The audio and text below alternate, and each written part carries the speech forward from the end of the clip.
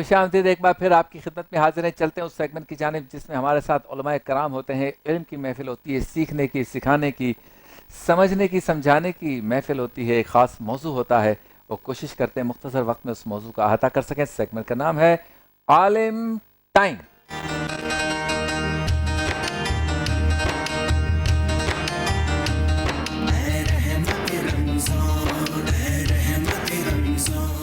عالم time میں آج ہمارا موضوع ہے استغفار, کیونکہ دوسرے عشرے کا آغاز ہو چکا ہے. پاکستان میں آج 11 رمضان مبارک ہے اور عشرہ مغفرت ہے, تو استغفار پر گفتگو کرنے کے لیے میرے ساتھ موجود ہے آپ کے, ہمارے, ہم سب کے پسندیدہ حضرت علامہ مفتی غلام دستگیر صاحب. السلام علیکم. اور ان کے ساتھ موجود ہیں آپ کے, ہمارے, ہم سب کے محترم خوبصورت انداز میں گفتگو کرتے ہیں ڈاکٹر جواد حیدر ہاشمی صاحب. آپ کو بھی السلام علیکم. وعلیکم السلام. اور انشاءاللہ تعالیٰ ورفان اللہ کا ذکر میں, چونکہ آج 4 ثناخواں ہمارے ساتھ ہیں, تو تھوڑا سا جلدی کریں گے ورفان اللہ کا ذکر, اور اسی طرح سے عالم ٹائم اور ورفان اللہ کا ذکر ساتھ ساتھ انشاءاللہ چلتا رہے گا. اچھا ڈاکٹر صاحب, سب سے پہلے تو یہ بتائیے کہ استغفار کی کتنی اہمیت ہے, اور یہ باقاعدہ عبادت ہے یا کوئی تسبیح ہے؟ بسم اللہ الرحمن الرحیم.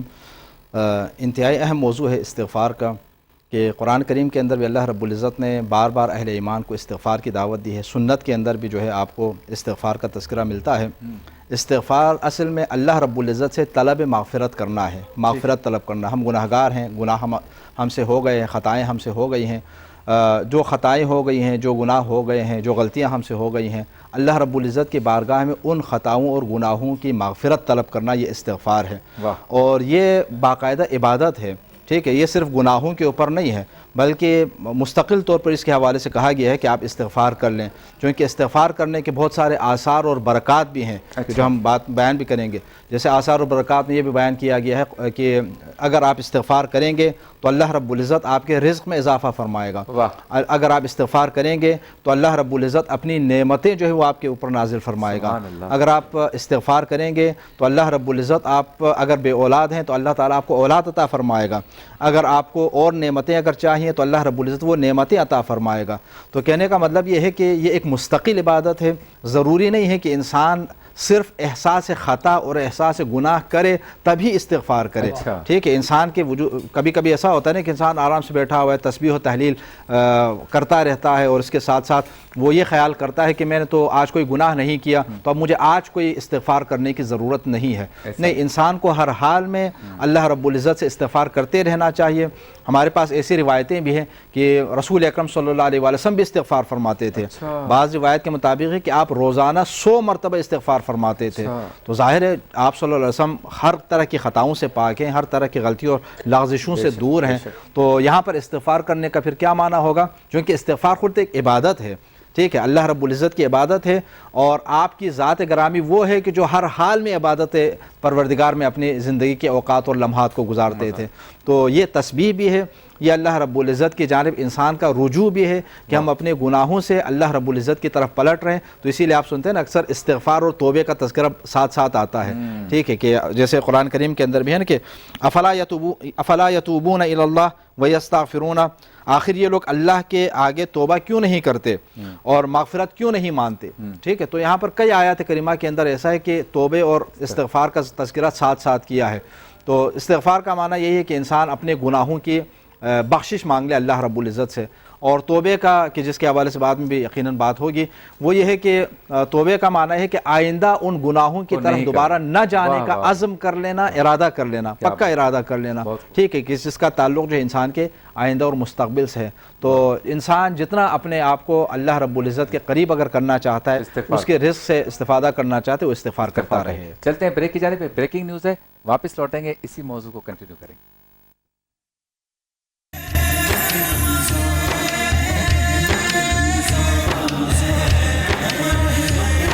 زبان اور ہاتھ سے دوسرے مسلمان محفوظ رہیں. آج کی دعا, ربنا لا تزغ قلوبنا بعد اذ هديتنا وهب لنا من لدنك رحمة انك انت الوهاب. ترجمہ, اے ہمارے رب, تو نے ہمیں ہدایت عطا فرمائی ہے, اس کے بعد ہمارے دلوں کو ٹیڑھا نہ کر, اور ہمیں اپنے پاس سے رحمت عطا فرما, بے شک تو بڑا عطا فرمانے والا ہے.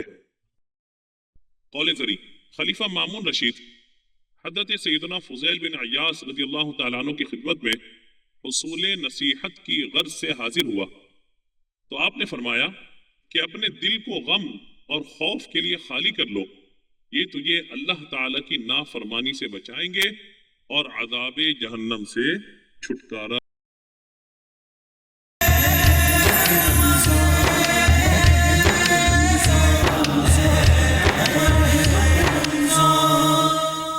خوش آمدید، ایک بار پھر آپ کی خدمت میں حاضر ہیں اور آپ دیکھ رہے ہیں ہمارے نشریات رحمت رمضان اور عالم ٹائم میں ہم موجود ہیں، استغفار پہ گفتگو ہو رہی ہے۔ اچھا مفتی صاحب ذرا آپ بتائیے اس معاملے میں کہ معنی و مفہوم اور ابتدائی بات تو ہمارے ڈاکٹر صاحب نے بتا دی، آج جب ہمارے نوجوان جو ہے وہ جب فارغ ہوتے ہیں تو یا تو گانا گنگنا رہے ہوتے ہیں یا پھر چٹکی بجا رہے ہوتے ہیں یا فالتو چیزوں میں جو ہے وہ مستغرق ہوتے ہیں، موبائل میں ہیں یا ٹیلی ویژن دیکھ رہے ہیں۔ آپ حضرات اس کے بارے میں بار بار تلقین کرتے ہیں کہ استغفار جو ہے نا وہ آپ کی زبان پہ جاری رہنا چاہیے، اس عادت سے شخصیت میں کیا تبدیلی آئے گی؟ بسم اللہ الرحمن الرحیم، اہدنا الصراط المستقیم، صدق اللہ العظیم۔ بحمد اللہ تعالیٰ دوسرے عشرے کا خیریت سے آغاز ہوا اور ابھی ہم بریکنگ نیوز سن رہے تھے بریک پر کہ جو یہ غمال حبیبی اللہ پاک انہیں خیرافیت سے گھر پہنچا دے۔ استغفار کا مہینہ برکتوں والا مہینہ ہے۔ دیکھیں یاد رکھیے گا کہ استغفار ایک ایسی عبادت ہے جو اللہ کو پسند ہے۔ اچھا نوجوانوں کی جہاں تک بات کی جائے تو اس کی ظاہر سے بات ہے بنیادی جو وجہ ہے وہ تربیت کی کمی ہے اور سب سے بڑی بات صحبت کی کمی ہے۔ صحیح، کیونکہ بزرگوں نے فرمایا الصحبت مؤثرہ، صحبت اثر رکھتی ہے۔ انسان جیسی صحبت میں بیٹھے گا ویسی ہی وہ اس کے اوپر رنگ چڑھے گا۔ صحیح، اگر وہ استغفار کرنے والے کی صحبت میں بیٹھے گا، نیک لوگوں کی صحبت میں بیٹھے گا تو اس کو توبہ پر استقامت حاصل ہوگی ہے، اور جب اس کے ثمرات وہ دیکھے گا، کیونکہ انسان اس وقت تک کوئی کام نہیں کرتا ہے جب تک کہ اس کو اس کا فائدہ نظر نہ آئے۔ یہ انسان کی نفسیات ہے۔ اب استغفار کا اتنا کی حکم دیا گیا کہ جس سے آج ہماری نوجوان نسل دور ہے اور ایک اکثر تعداد ہے کہ جو استغفار کو جیسے ڈاکٹر صاحب نے کہا کہ وہ سمجھتے ہیں کہ کوئی گناہ کریں گے تو ہم استغفار کریں گے۔ حالانکہ سرکار دو عالم علیہ السلام جو خود شافع روز جزا ہیں، وہ خود حضور نے فرمایا میں دن میں 70 مرتبہ سے زیادہ استغفار کرتا ہوں۔ دیکھیے یاد رکھیں قرآن مجید فرقان حمید میں اللہ رب العالمین نے توبہ اور استغفار کے حوالے سے بڑی پیاری بات ارشاد فرمائی۔ اس سے پہلے کہ میں آیت مبارکہ پڑھوں میں ایک واقعہ بتاتا ہوں۔ امام حسن مجتبی رضی اللہ تعالیٰ عنہ ایک مرتبہ امیر معاویہ رضی اللہ تعالیٰ عنہ کے پاس تشریف لائے۔ اچھا، تو جناب امیر معاویہ رضی اللہ تعالیٰ عنہ کا ایک خادم تھا جو بے اولاد تھا اور غریب تھا۔ اچھا، تو اس نے اگر کہا کہ حضور میں بڑا بے اولاد ہوں اور بہت غریب ہوں تو آپ کوئی ایسا وظیفہ ارشاد فرمائیے کہ میرے ہاں اولاد بھی ہو جائے، تو آپ نے فرمایا استغفار کیا کرو اور کثرت سے کیا کرو۔ اب اس شخص نے استغفار کرنا شروع کیا، روایت میں آتا ہے حتیٰ کہ دن بھر میں 700 مرتبہ استغفار کرنے لگا۔ اچھا، 700 مرتبہ استغفار کرنے لگا۔ پھر اللہ نے اس کو ایک نہیں بلکہ 5 بیٹے بھی عطا فرمائے، اس کو مالدار بھی کر دیا، مال تجار کثیر ہو گیا۔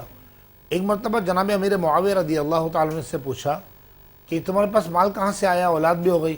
اس نے کہا ایک مرتبہ جناب امام حسن مجتبی رضی اللہ تعالیٰ عنہ کے پاس تشریف لائے تھے، تو کہا جب بھی اب دوبارہ شرف باریابی حاصل ہو، حضرت کی بارگاہ میں جانا کا نصیب آئے تو تم جا کے پوچھنا کہ حضرت یہ تو میں استغفار کر رہا ہوں، لیکن یہ جو استغفار ہے یہ آپ نے کہاں سے بتایا؟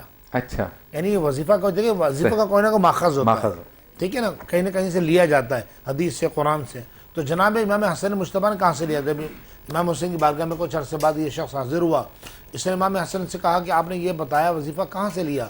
آپ نے فرمایا قرآن پاک تم نے نہیں پڑھا؟ جناب حود علیہ السلام کا ذکر مبارک سورہ حود کے اندر ہے، جب ان کی قوم کو قحط پڑ گیا، بچے مرنے لگے، اولاد عورتیں بانجھ ہو گئیں، زمینیں اجڑ گئیں، تو یہ قوم حضرت حود علیہ السلام کے پاس آئی اور کہنے لگی کہ آپ اللہ کی بارگاہ میں دعا کریں کہ اللہ پاک ہمیں جو ہے بارش برسائے اور اولادیں پیدا ہوں اور ہماری زمینیں اجڑ رہی ہیں۔ تو آپ نے فرمایا فَقُلْتُ اسْتَغْفِرُوا رَبَّكُمْ إِنَّهُ كَانَ غَفَّارًا يُرْسِلِ السَّمَاءَ عَلَيْكُمْ مِدْرَارًا وَيُمْدِدْكُمْ بِأَمْوَالٍ وَبَنِينَ وَيَجْعَلْ لَكُمْ جَنَّاتٍ وَيَجْعَلْ لَكُمْ أَنْهَارًا۔ تو فرمایا کہ تم اللہ کی بارگاہ میں استغفار کرو، اللہ تمہیں مال کے ذریعے مدد دے گا، اولاد کے ذریعے مدد دے گا اور تمہارے باغات کے ذریعے مدد دے گا اور تمہارے لیے نہریں جاری کر دے گا۔ واہ واہ واہ۔ تو گویا کہ استغفار کرنے کا سب سے بڑا فائدہ یہ ہے کہ جب انسان مالدار ہو جاتا ہے اور اللہ کے قریب ہو جاتا ہے۔ کیا بات ہے، چلتے ہیں اس سیگمنٹ کی جانب جس میں سرکار دو عالم صلی اللہ علیہ وسلم کے حضور نذران عقیدت پیش کیا جاتا ہے۔ ثنا خواں ہمارے ساتھ ہوتے ہیں اور آج پاکستان کے سینئر ترین ثنا خواں ہمارے ساتھ موجود ہیں۔ کون ہیں آپ کو بتاتے ہیں، ملواتے ہیں، چلتے ہیں اس سیگمنٹ کی جانب جس کا نام ہے ورفعنا لک ذکرک۔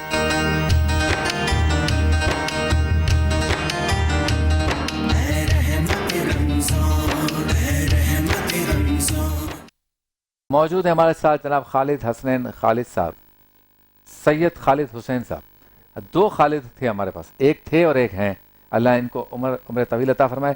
ایک خالد صاحب تھے جو دنیا سے چلے گئے، بہت اچھا پڑھتے تھے، اللہ ان کی مغفرت فرمائے۔ اور ایک ہمارے یہ سید صاحب ہیں جو ہمیشہ اتنا پیار کرتے ہیں، ہماری فرمائش پر یہ آ جاتے ہیں، ہم بھی ان کو سجا کر بٹھا لیتے ہیں اور یہ بڑے خوبصورت کلام پڑھیں گے، آپ سنیں گے تو مزہ آ جائے گا۔ السلام علیکم ورحمۃ اللہ وبرکاتہ۔ وعلیکم السلام ورحمۃ اللہ وبرکاتہ۔ کیسے ہیں آپ؟ ٹھیک ہیں؟ شبیر بھائی آپ ٹھیک ہیں؟ خیریت سے ہیں؟ سب سے اللہ پہلے آپ کا بہت شکریہ، آپ کا شکریہ، آپ کی پوری ٹیم کا، چینل 5 کی پوری ٹیم کا۔ اللہ تبارک تعالیٰ اس چینل کو مزید ترقیاں ترقی عطا۔ سید صاحب آپ کا شکریہ، آپ تشریف لاتے ہیں اور آپ کے ساتھ موجود ہیں ہمارے بہت ہی برخوردار نوجوان ارشاد قدیری صاحب، ہمیں پیار سے قدیری کہتے ہیں۔ کیسے ہیں آپ؟ خیریت سے ہیں؟ آپ کی طبیعت ٹھیک ہے؟ اللہ کا شکر ہے۔ آپ سے بھی کلام سنتے ہیں۔ سید صاحب پہلے آپ اپنی پسند کا کوئی بھی کلام سناتے ہیں، مزہ آ جائے۔ میں تو اعلیٰ حضرت کو ہی پڑھتا ہوں زیادہ تر، سبحان اللہ۔ وہ مشہور زمانہ کلام صلی اللہ